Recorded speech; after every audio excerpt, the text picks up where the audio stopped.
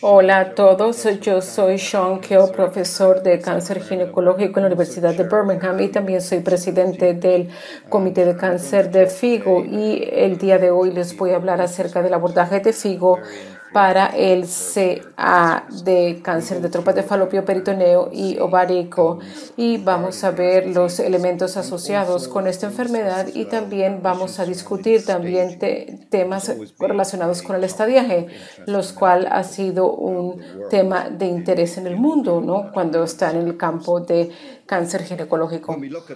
Cuando nosotros queremos ver los CAs del peritoneo, trompas de falopio y ováricos, uno de los temas es que nosotros sabemos que estas son enfermedades más que todo de la población mayor, más que todo mujeres postmenopáusicas, y que las tasas son bastante estáticas, pero se anticipa en el Reino Unido que la tasa de carcinoma ovárico suba a 33 por cada 100.000 mujeres para el 2035. Bueno, también podemos ver en este mapa que se encuentra acá que hay más que todo una división entre hemisferio norte y sur, en el que la mayoría de los cánceres ováricos suceden en el hemisferio norte y hay menos que se presentan en el hemisferio sur.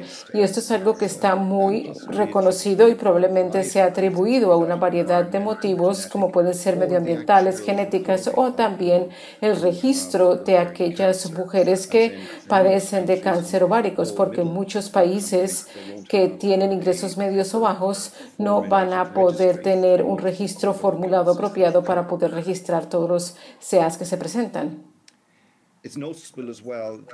También es notable los temas asociados con los CAs del peritoneo y de trompas de falopio. Un ejemplo que se notó es que había una caída en el número de cáncer ovárico detectado o informado cada año. Y bueno, hice un trabajo con el National Cancer Registry tratando de ver lo que es los CAs de trompas de falopio, peritoneo y ováricos, los cuales están registrados bajo códigos diferentes, y lo que pudimos notar es que cada vez se estaban asignando los CAs de peritoneo y a sus trompas de falopio al código al que representaban. Así que cuando añadimos el CA ovárico con estos dos, la incidencia de esta enfermedad sigue siendo la misma.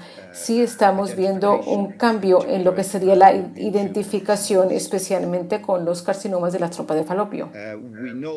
Bueno, nosotros sabemos que hay muchas malignidades ováricas que están derivadas por tumores benignos que después pasan a ser borderline y después se convierten en una malignidad invasiva, y esto antes era como la raíz de todo el desarrollo del cáncer ovárico, aunque en años más recientes hemos podido reconocer el hecho de que las lesiones precancerosas en este momento se ven en el extremo distal de la trompa de falopio, lo cual puede llevar a unos carcinomas de alto grado que también cubre lo que nosotros llamamos los CAs del peritoneo. También tenemos dos tipos de malignidad ovárica. La primera es más que todo la que es los tumores de bajo grado o borderline, que son bastante indolentes, y los segundos es la enfermedad con la que más lidiamos, que es los carcinomas de alto grado, los cuales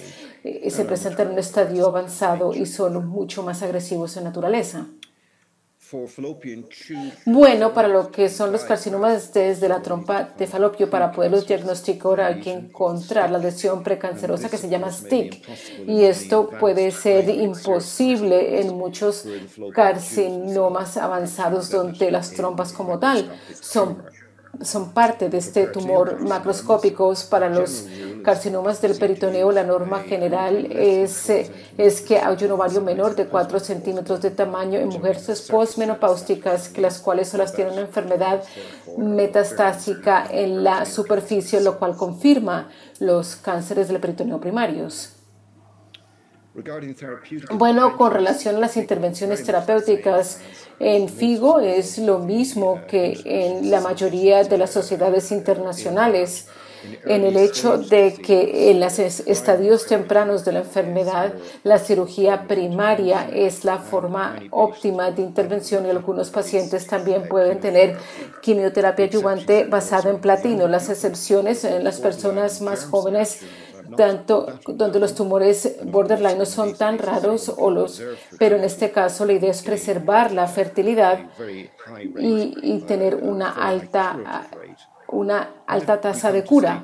Cuando llegamos a los estadios 3 y 4, el propósito de la cirugía primaria es no dejar enfermedad residual y después seguirlo con una quimioterapia de platino o de platino Taxel. En aquellos donde se considera que no va a ser posible tener una zona residual de cero, o en aquellos pacientes que también tienen múltiples comorbilidades donde se considera que la cirugía es muy riesgosa, la quimioterapia no adyuvante se puede administrar durante 3 ciclos y después someterlos a cirugía y después completar otros 3 ciclos. Este abordaje es lo mismo para aquellos que han sido diagnosticados con cáncer peritoneal o de la trompa de falopio. Se manejan de la misma manera. Bueno, para Figo lo que le interesa es el estadio de los cánceres o de los cánceres ginecológicos, y yo pienso que este elemento es muy importante, es un área muy importante para explorar, dado que hemos estado involucrados en muchos programas de estadios de cáncer. Es muy importante que nosotros comprendamos hacia dónde vamos, especialmente en el área más nueva de lo que es el diagnóstico molecular y del reconocimiento de las mutaciones, lo cuales están asociadas al pronóstico. Esencialmente, el estadio del cáncer describe el tamaño del tumor y qué tanto se ha diseminado desde el punto donde se origina.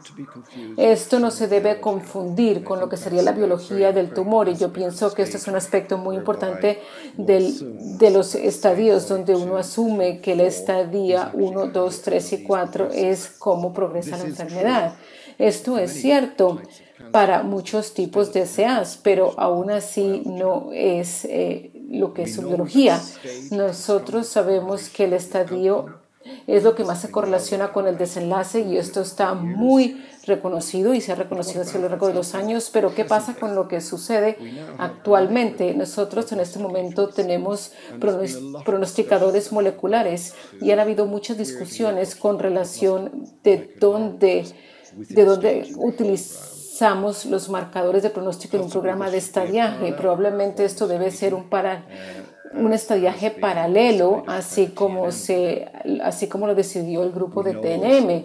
Nosotros también sabemos que tenemos marcadores genéticos también, y todos de diferentes tipos y muy útiles para la utilización y el uso de inhibidores apropiados, ya sea que se utilice para el área de estadiaje o el área de pronóstico. Tenemos aquí 3 elementos para considerar. Tenemos lo que es los estadios estándar del cáncer, tenemos blancos moleculares que también pronostican, y también tenemos otro tipo de elementos para pronosticar, como el escenario clínico, la edad y otros tipos de comorbilidades, etcétera, ¿no?, que pueden influenciar los desenlaces. Por tanto, la enfermedad y la distribución de la enfermedad, el estadiaje, también tenemos los elementos de pronóstico que son blancos terapéuticos, el grado del tumor, la edad, etcétera. Todo eso puede influenciar el desenlace. Estos son dos cartas cortas que se escribieron recientemente tratando de ver este tema con relación a dónde encajan los marcadores moleculares. Lo que más preocupa de los marcadores moleculares en el estadiaje es que añade un mayor nivel de complejidad al estadiaje. ¿Será que esos exámenes están disponibles a nivel mundial? Lo cual es difícil. Y también y también que con la identificación tan rápida de estos marcadores pronósticos quiere decir que se cambia muy rápido el estallaje, casi de manera anual. Yo personalmente creo que la tabla de pronóstico paralela es una manera mucho más realista de poder manejar esto en vez de tratar de incorporar los marcadores moleculares dentro de un sistema de estadiaje. Porque nosotros tenemos que tener cuidado con qué es lo que impulsa el estadiaje, qué es lo que lo determina. ¿Será que es el pronóstico identificado? ¿Será que permitimos que el desenlace del pronóstico decida el estadiaje? Y eso puede tener consecuencias sin importar cómo lo veamos. Por ejemplo, el que el estadiaje esté alineado en detalle con el pronóstico es algo que es razonable. Sin embargo, podemos terminar con un escenario poco usual de tener a alguien con un estadio de más alta y después tener algo más bajo. Nosotros sabemos que el cambiar a las personas dentro de la migración de estadiajes puede tener un impacto grande en lo que podría ser el desenlace de los pacientes, y es solamente un modelo matemático, pero se pueden tener 100 pacientes con una enfermedad de estadiaje 1 y un 85% con sobrevida a 5 años, y se puede ver que todos los que mueren es porque todos tenían enfermedad metastásica en su ganglio del peritoneo. Por tanto, eso sería un 40% y usted los mueve y los convierte en estadio 3. Por tanto, usted mejora el estadio 1, los desenlaces y el pronóstico, pero no altera el estadiaje 3. Y nuevamente eso es algo con lo que hay que tener mucho cuidado cuando estamos cambiando el estadiaje. Es que usted puede tener la impresión de que a los pacientes les va mejor, y de hecho el desenlace para todos los pacientes va a ser prácticamente el mismo. Y lo que pasa cuando se cambia el estadiaje es el impacto que tiene en otras áreas. Esto, creo yo, es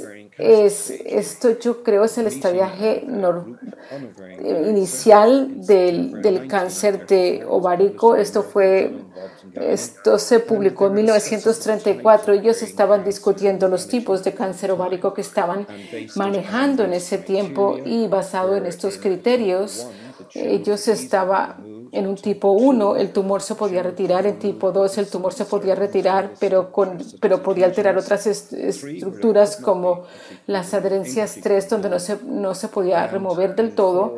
Y en 4 es porque no se podía operar o remover. Así que es importante anotar que esto puede ser como el inicio del concepto del estadiaje del cáncer ovárico.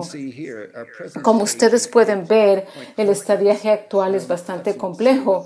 Eso no quiere decir que no esté correcto en lo que quiere hacer, pero sí tenemos que tener cuidado, creo yo, en poder compartir esos procesos de estadiaje, esas definiciones, y tratar de que sean más fáciles, y les voy a decir por qué. Por ejemplo, nosotros tenemos el estadiaje 1C, que en este momento está subdividido en 3 categorías. Por tanto, en el estadio 1 tenemos en total 5 categorías, que son bastantes categorías para que la gente se pueda acomodar. Igualmente, tenemos una situación con lo que sería la enfermedad microscópica, y que es más que todo un 3A con los ganglios que son positivos, y depende del tamaño. Claro que sin duda alguna esto tiene implicaciones asociadas al pronóstico, pero probablemente lo ideal es mantener las cosas más simples para poder tener unos retornos más precisos y podamos tener un registro más real de lo cual es el estadiaje. Esto es un área donde tenemos que tener mucho cuidado. Bueno, entonces en los estadiajes del cáncer ovárico, si lo queremos criticar, tenemos 16 categorías de estadiaje. Tenemos 3 subcategorías en 1C y en 3A. Tenemos 2 subcategorías con otras 2 subcategorías. Bueno, también tenemos la 2A, tiene la extensión de implante en el útero por las trompas de falopio y los ganglios ganglios con un corte de 10 mm, ¿qué tan preciso puede ser, no, para su unidad? Claro, es que la realidad o el futuro lo que va a traer es que el tipo 1 sea el real y que haya muy pocos estadios 3 y 4. Nosotros sabemos en casi todo el mundo que los cánceres de alto grado originan de las trompas de falopio, pero es muy difícil encontrar un carcinoma de la trompa de falopio. Eso es como por suerte, y más que todo es cuando hay un retiro de las trompas y de los ovarios y se encuentra. Y también pasa lo mismo con el carcinoma del peritoneo que originan de las trompas de falopio. El tema es cómo manejamos el hecho de que tenemos dos diferentes orígenes de estos cánceres y actualmente en FIGO pensamos que es importante mantenerlos juntos, aunque en el futuro, quién sabe qué pueda suceder. Bueno, el punto más importante que estoy tratando de hacer es que el estadiaje es un lenguaje internacional. No es un proceso que deba excluir países dada por la incapacidad de tener pruebas. Es importante retener los aspectos internacionales. Lo que yo digo es que el uso de marcadores moleculares como parte de estadiaje es difícil cuando hay países donde solamente hay un patólogo por 1 millón de personas. Pienso que el exceso de subestadiaje siempre es un riesgo. A veces cuando se propone un nuevo sistema de estadiaje, cuando se desarrolla, hay muchas personas que se preguntan acerca de escenarios específicos que se dan, pero también hay que pensar en los pacientes. Yo pienso que es importante comprender que el estadiaje está ahí para permitirnos a poder hablar con confianza sobre ciertas cosas y comprender de qué está hablando la otra persona con relación a ese cáncer. No es la respuesta a todo. Y nosotros sabemos y se han hecho investigaciones hace muchos años tratando de ver la complejidad de la tarea y cómo eso impacta el comportamiento humano.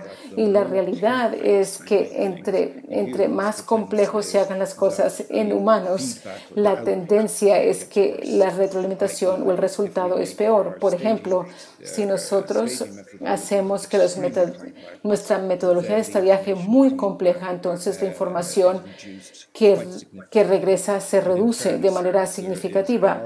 Y pues la verdad es que porque la idea es poder hacer las cosas sencillas y tener información precisa es mejor que tener un sistema de estadiaje complejo donde no se reciba una información precisa. De hecho, para muchos de los países de ingresos bajos, el TNM y el UACC están desarrollando un sistema de estadiaje esencial para poder facilitar información y para poder tener cierto concepto de lo que está sucediendo con los CEAs en esos tipos de países.